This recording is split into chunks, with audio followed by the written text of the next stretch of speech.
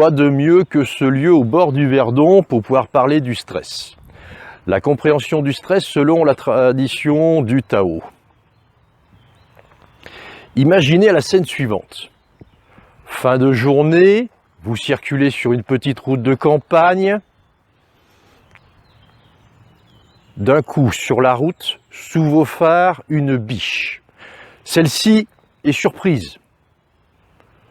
Fort heureusement, vous ne roulez pas forcément trop vite et vous allez planter un coup de patin.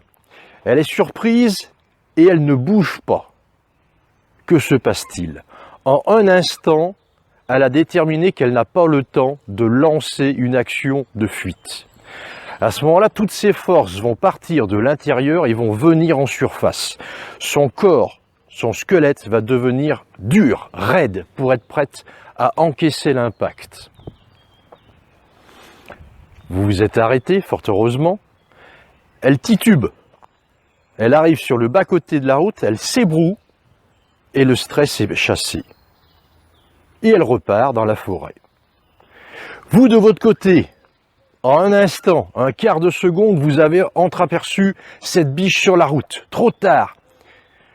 Vos forces sont parties de l'intérieur, sont montées certes au cerveau, mais également toute la surface, dont les mains et les pieds, et de toutes vos forces, vous avez appuyé sur le frein.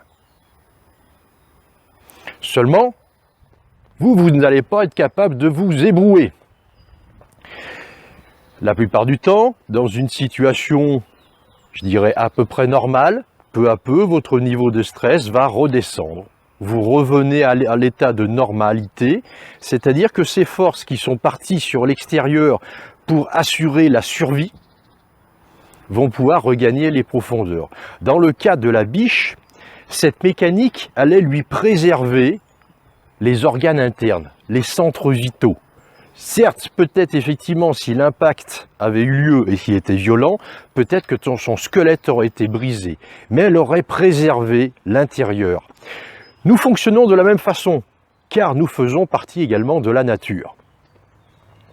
La problématique, c'est que le cas que je viens de citer, qui est un cas classique de survie, ne se passe pas forcément aujourd'hui dans notre société moderne. Nous sommes soumis à une agression, différentes biches traversent dans votre vie, personnelle, professionnelle. Bon, je sais, des fois elles ne ressemblent pas forcément à des biches, ou du moins elles n'en ont pas les yeux.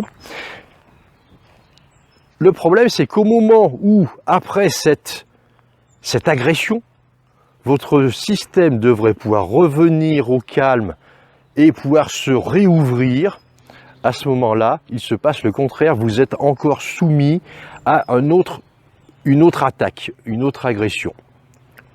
Revenons un instant sur le phénomène physiologique, car il s'agit d'un phénomène physiologique, organique. La vitalité est partie en surface. Elle aurait pu servir également, et notamment à travers le phénomène de l'adrénaline, à engager une fuite, engager un mouvement rapide qui allait dynamiser également les muscles. Là, le choix qui a été fait de la biche, c'était de pouvoir durcir tout son squelette, tout son corps, dont notamment également la couche musculaire, pour pouvoir préserver l'intérieur. Cela se passe à travers le cerveau reptilien qui se trouve ici dans la zone de l'occiput. Donc l'énergie va monter dans ce cerveau et va très vite verrouiller le squelette. En fait, la force vitale vient des profondeurs, vient justement du squelette, des moelles. On parle de plus en plus des moelles, notamment à travers la notion des cellules souches, en comprenant que notre immunité, donc nos forces profondes, viennent de là. Donc ce cerveau a été d'un seul coup stimulé, mais en même temps, surtout, il s'est verrouillé en mode de protection. La difficulté, c'est qu'il va falloir qu'il se déverrouille. Si le niveau de stimuli, parce qu'il s'agit vraiment d'une notion de stimuli, ne redescend pas, ce cerveau va rester en mode de combat, de survie. C'est ce qui se passe à travers souvent nos vies, à travers le fait que nous n'avons pas ces moments de pause pour revenir à des rythmes normaux. Revenons un peu dans le passé. Autrefois, nous étions finalement plus ou moins tous des paysans, quoiqu'il y avait aussi des seigneurs. Les journées de travail étaient fort longues. On partait au champ tôt le matin, on rentrait tard le soir. Cependant, elles étaient toutefois différentes.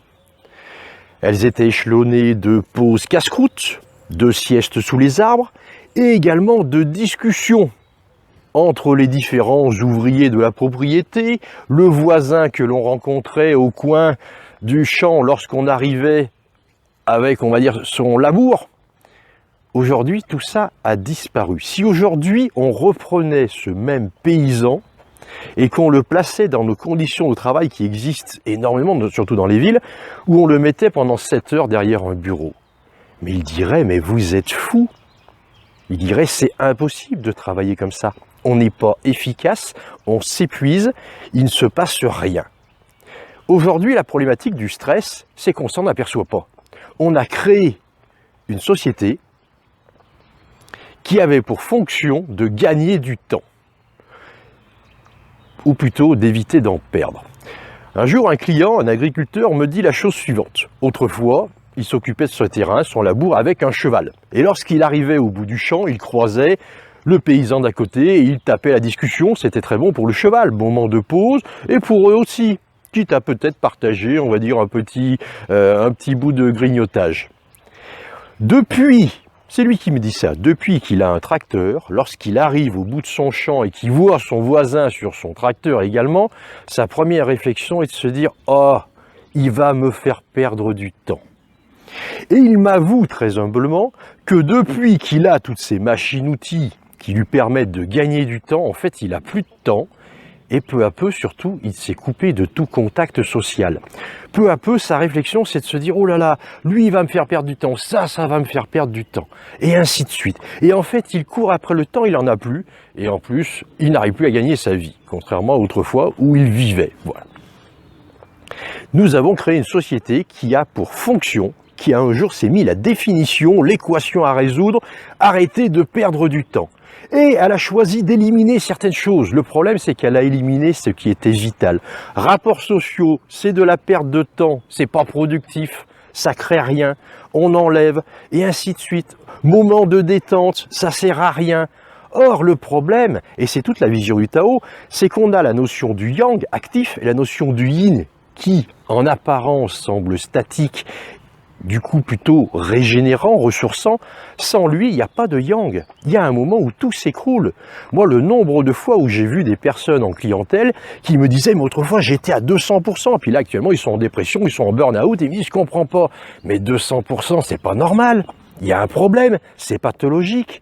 Le problème, c'est qu'on leur a jamais expliqué, il n'y a rien dans notre société, et notamment justement ce serait peut-être le rôle de nos éducateurs, que ce soit dans la notion de l'enseignement, que ce soit dans la notion de la santé, le rôle des éducateurs pour dire « mais ça, c'est pas un comportement normal. Passer une journée au boulot, ressortir et être vidé, et puis se dire « je vais aller vider mon stress à la salle de sport ». Mais on ne vide pas le stress, là on défait le peu de vitalité qui nous reste. Donc comme ça, on se couche, on est complètement éteint, et on est sûr d'abord qu'émotionnellement il ne se passera rien. Là, à ce moment-là, on peut se dire, je gère mes émotions, je gère mon corps, je gère, dit autrement, je contrôle, j'étouffe. Quelque chose qui est bâillonné se tait. Vous ne nourrissez pas une personne, elle arrête de causer. C'est exactement des fois ce qui se passe. Et c'est franchement pernicieux et relativement inconscient. Du coup, le stress est devenu un phénomène de mode. Aujourd'hui, tout le monde est stressé. Le moindre petite chose dans notre vie, « oh, mais je suis stressé ». Moi, ça là me dérange. Je vois à travers ce phénomène une notion de perte d'identité individuelle pour un phénomène sociétal où on se glisse justement dans une identité commune, une identité sociétale. Autrefois, les personnes allaient peut-être consulter un médecin, un thérapeute, et disaient « j'ai mal au ventre, j'ai mal à la tête, je dors mal ». Aujourd'hui, c'est « qu'est-ce qui vous arrive ? Ah, je suis stressé. Oh là là, je suis stressé », c'est-à-dire comme tout le monde. Mais ça ne veut plus rien dire, et surtout, je ne parle pas de moi, je ne parle pas de ce que je ressens. Et ça, c'est grave, et c'est vraiment ce que notre société est en train de créer. Ce phénomène de stress, il n'existait pas il y a 15 ans. On l'a mis à toutes les affiches, c'est comme une espèce de carte d'un seul coup qui s'est glissée dans l'inconscient collectif et donc en même temps dans les cerveaux de tout le monde. Et là, tout le monde se l'accapare et tout le monde se dit « ah ouais, mais c'est normal, c'est notre époque, elle est difficile, on est stressé, c'est normal ». Non, ce n'est pas normal. Et en plus, par rapport à ce phénomène du stress, on réfléchit mal. On réfléchit toujours dans nos visions grégaires. On va combattre le stress. Ah ouais, allez, allons-y, sortons les canons et autres. Pauvre stress, allez, on va lui tirer dessus.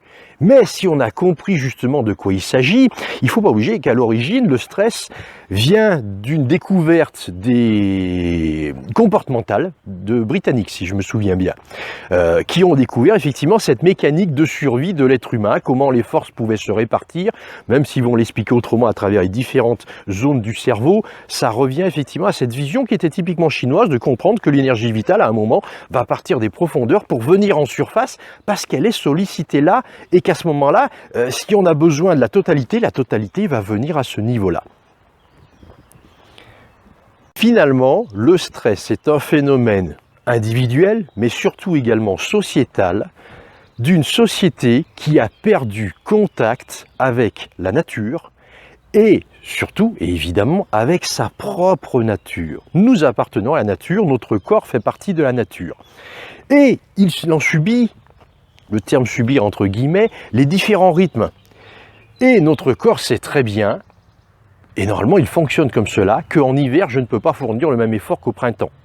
Donc si à un moment, notamment vous croisez en hiver, je ne sais pas, un coureur, un cycliste, et qui fait fournir le même effort qu'au printemps, il y a un truc qui ne colle pas. Ça ne s'appelle pas faire du sport, ça s'appelle oublier son corps. Vous voyez, la notion est complètement différente. Donc notre corps sait, il sait effectivement à quel moment nous sommes censés nous coucher, manger d'un coup crée ce phénomène d'appétit, et ainsi de suite. Notre corps nous dit carrément aussi ce dont nous avons besoin de manger, mais à condition de l'écouter. La problématique du phénomène de stress, c'est qu'à un moment, cette écoute, elle a disparu. Deux cas de figure, soit elle a disparu par cet excès de stimuli qui peu à peu, certes, je mentionnais cette fermeture du cerveau reptilien dans une mécanique de protection, de survie, mais cela va passer à travers ce centre du corps. Chez les Chinois, c'est le centre justement qui gère le corps, les énergies inférieures, appelé également cerveau abdominal, cerveau primaire, c'est le premier cerveau. En Occident, on se dit on en a découvert un deuxième, celui-là. Non, c'est celui-là le premier. D'ailleurs, la preuve, c'est que les enfants fonctionnent uniquement avec celui-là. Donc, vous voyez bien que c'est du même coup, c'est le premier. Et ce premier cerveau, à un moment, va se verrouiller. Les forces étant concentrées pour aller vers l'extérieur, et en même temps, justement, stimuler le cerveau. Quelle solution j'ai en termes de survie? Comment je dois m'adapter? Comment je dois agir? Toutes les forces, d'un seul coup, vont aller vers ces périphéries. Et c'est une information, une instruction qui est donnée au corps pour lui dire, désormais, tu ne nourris plus l'intérieur, il faut nourrir la périphérie, c'est l'urgence.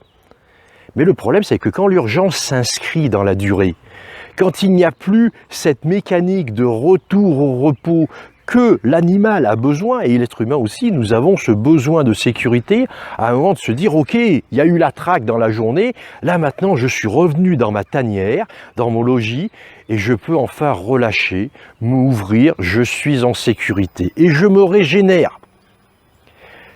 Et dans cette notion de régénération, très vite on pense évidemment au sommeil. Sommeil, premier rythme fondamental du corps.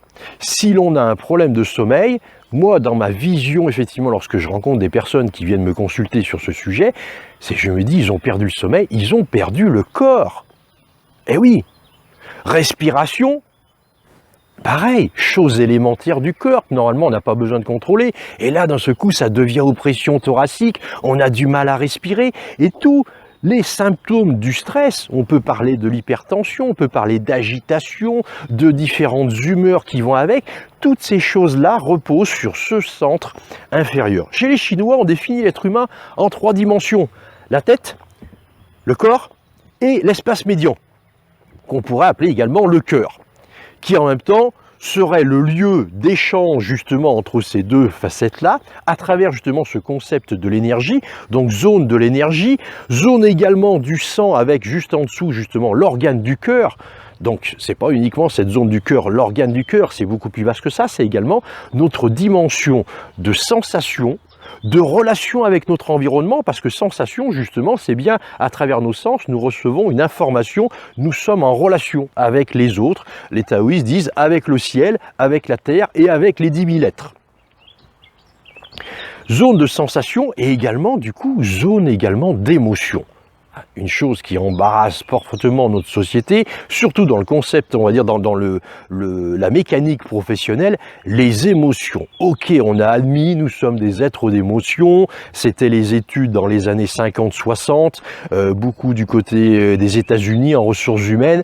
Comment fait-on pour gérer cet être finalement totalement ingérable, qui est émotionnel, alors qu'on voudrait une seule chose, qui soit productif? C'est-à-dire finalement que ces émotions soient gérées. Dit autrement, entre guillemets, qu'elles soient contrôlées. On ne gère pas nos émotions. Peut-être sur une autre vidéo, on aura l'occasion d'aller explorer ce terrain émotionnel. On va rester sur ce phénomène de stress.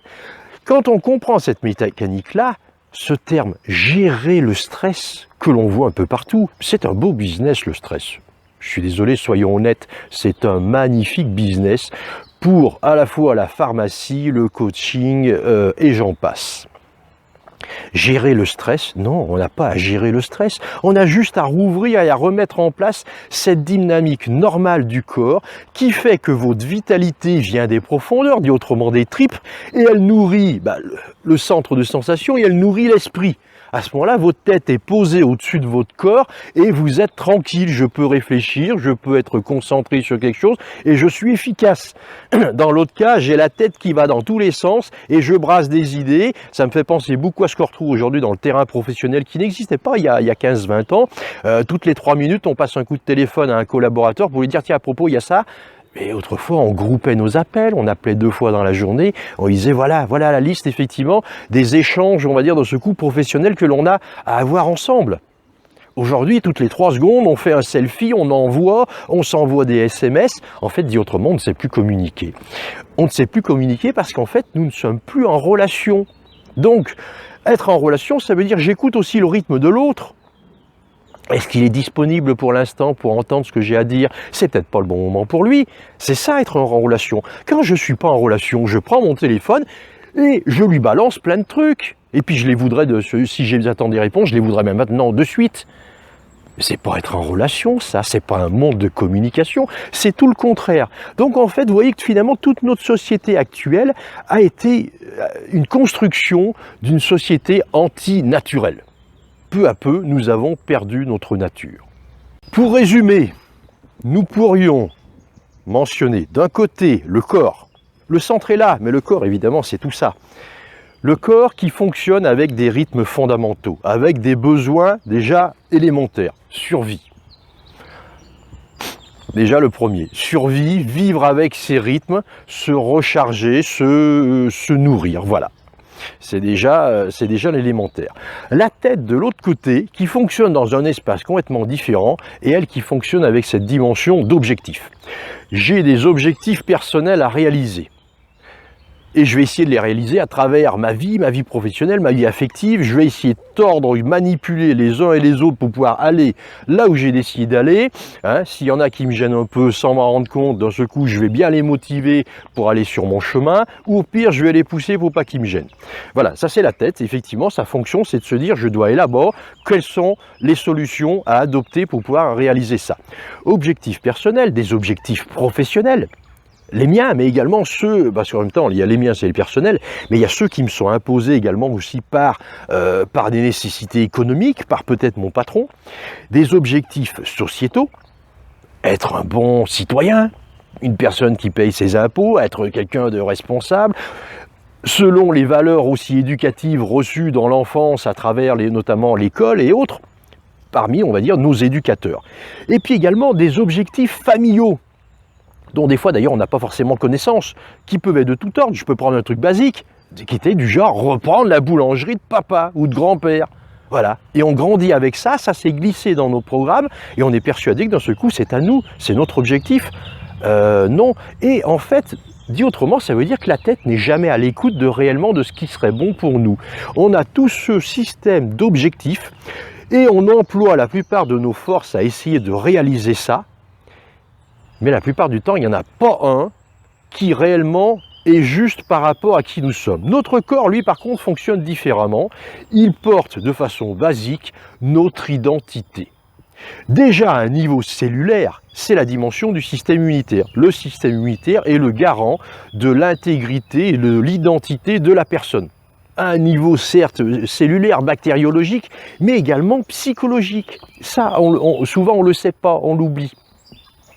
Donc le corps, lui, à chaque instant, n'aura toujours que pour fonction de se dire « je veille à mon intégrité ». Est-ce que ce que je vis est conforme à ce que je ressens, à ce qui est bon pour moi? Et le problème de notre société, c'est qu'effectivement, c'est que dans ce coup, ce cerveau-là s'est développé assez récemment par rapport, je dirais, à la croissance de l'humanité. Et aujourd'hui, il prend toute la place, là. C'est pas les chevilles qui ont enflé, c'est la tête qui a enflé gravement. Et l'autre, il n'a plus droit à la parole. Dans le phénomène de stress, on a ce phénomène où à un moment, hop, les forces ont quitté cette zone-là, et donc il ne reste plus que l'autre.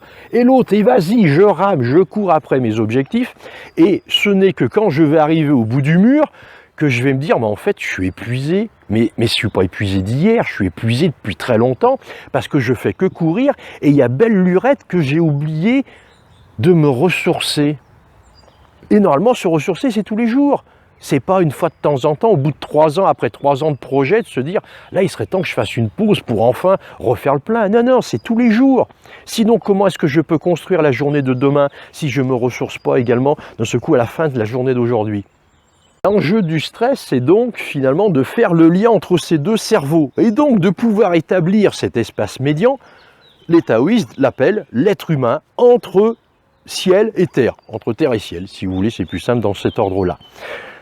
Il va falloir le bâtir, parce qu'on ne l'a pas. Quand on était enfant, on fonctionnait uniquement avec ce centre-là, de façon purement instinctive, et très vite, le système éducatif nous a poussé un peu à grandir vers celui-là. De toute façon, on y allait naturellement, ça se fait vers les 5-7 ans, hop, où il y a cette migration, hormones de croissance aidant également, et ça correspond d'ailleurs au mythe de l'Éden. Nous étions auparavant dans un jardin d'Éden, tout était beau, il y avait des pommiers, peut-être d'autres fruits, et voilà, Adam et Ève étaient nus, c'était beau, c'était magnifique, et tout était naturel, on ne se pose pas de questions.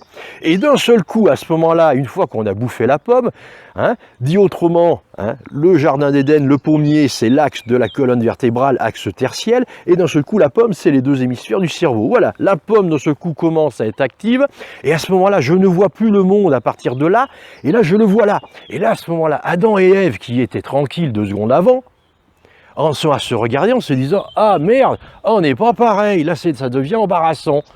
Et à ce moment-là, puisque l'autre n'est pas pareil que moi, il y en a un des deux qui ne doit pas être normal. Et à ce moment-là, on commence à rentrer dans cette notion de compétition, comparaison, jugement. Et voilà, ça on va dire, c'est pour vous refaire très rapidement la notion du jardin d'Éden. Mais pourquoi elle est importante? Parce qu'en fait, on est tous passés par là. Même dans des traditions où il n'y a pas forcément cette notion du jardin d'Éden comme on va la retrouver du côté du christianisme. Mais il y a bien un moment où on était dans cette phase de l'enfance, et à un moment on est passé dans cette phase, je ne vais pas oser dire de l'adulte, je vais appeler ça du semi-adulte, comme disait Tolkien dans Le Seigneur des Anneaux, du semi-homme. L'homme, il va être là au milieu quand on va arriver à le construire. Du semi-homme seulement. Et l'objectif, effectivement, et là, d'un ce coup, surprise, maintenant je suis stressé, évidemment, j'ai perdu les rythmes fondamentaux. Et puis si je suis allé un petit peu trop loin dans mes excès, là, c'est carrément, j'ai même plus la possibilité d'y revenir pour m'y ressourcer, c'est je l'ai carrément perdu. Évidemment, la nature, balade en forêt, des pratiques effectivement lentes comme le tai chi, le yoga, vont permettre peu à peu de remettre en route ces rythmes-là. Ça, c'est vrai dans le cas où justement ces rythmes, je les ai eus. Il existe un autre cas de figure que moi je croise, c'est des personnes qui d'entrée ont été figées sur ce centre-là. Comme si d'un seul coup, c'est ça, ce centre qu'on pourrait appeler centre de la conscience corporelle n'existe pas. On s'en aperçoit fortement, justement, à travers différentes pratiques énergétiques et corporelles, s'aperçoit que ces personnes souvent n'ont aucune connaissance d'ailleurs de leur corps. On leur fait voir un mouvement et là, leur corps finit comme ça, ils ne savent pas dans l'espace où ils sont. C'est très intéressant, mais effectivement, ça veut dire qu'il y a un centre, il n'a pas eu la chance de pouvoir naître. Là, à ce moment-là, on est dans quelque chose de plus compliqué qu'on va aborder uniquement en thérapie. Voilà, petit topo pour vous décrire le stress, le permettre de le comprendre. On m'a posé la question de me dire comment on y remédie. Voilà, j'ai, on va dire, juste planté deux pistes entre ceux qui pourront se régénérer à travers justement la nature. Et la nature, certes, c'est la forêt, c'est tout ça, mais la nature, c'est déjà vous, c'est déjà votre corps. Une relaxation, une méditation, vous revenez à votre nature. Donc déjà, toutes ces choses-là. Et il y a également tous les autres cas où cela ne sera pas suffisant. Et à ce moment-là, ça veut dire qu'on a besoin d'aide. Merci de votre écoute.